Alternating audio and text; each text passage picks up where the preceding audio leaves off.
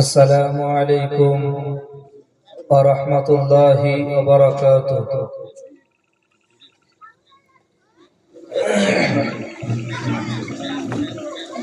আল্লাহ রাব্বুল আলামিনের অশেষ মেহেরবানি, দয়া ও ইহসান। আল্লাহ রাব্বুল আলামিন একটি দ্বীনী মজলিস কায়েম করার তৌফিক দান করেছেন।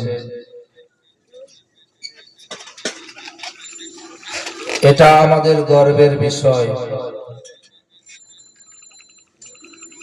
কেন?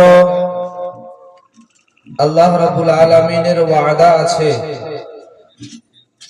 যেখানে আমার এবং আমার রাসূলের কথা হয়, যেখানে কোরআন ও হাদিসের কথা হয়, সেইখানে অগণিত ফেরেশতারা বেষ্টন করে থাকে, অর্থাৎ ঘিরে থাকে।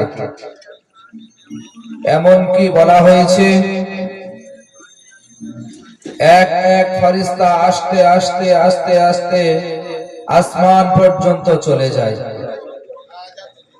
আল্লাহ রাব্বুল আলামিন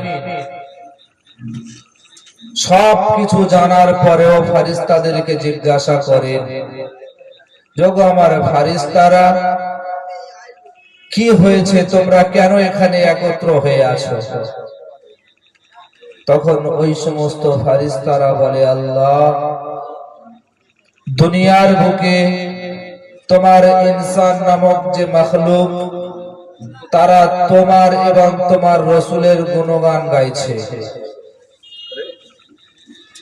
ওই জন্য ভাই আমার, ওই জন্য বাপ আমার, যারা যেখানে আছেন তাড়াতাড়ি মজলিসের দিকে চলে আসেন।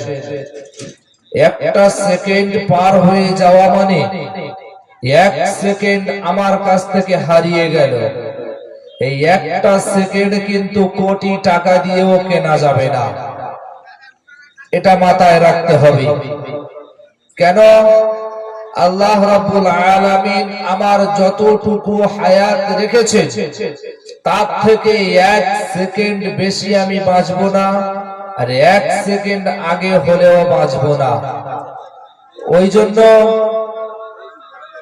যারা যেখানে আছেন, মনে এইরকম নিয়ত করেন যে এটা আমার হয়তো শেষ মাহফিল,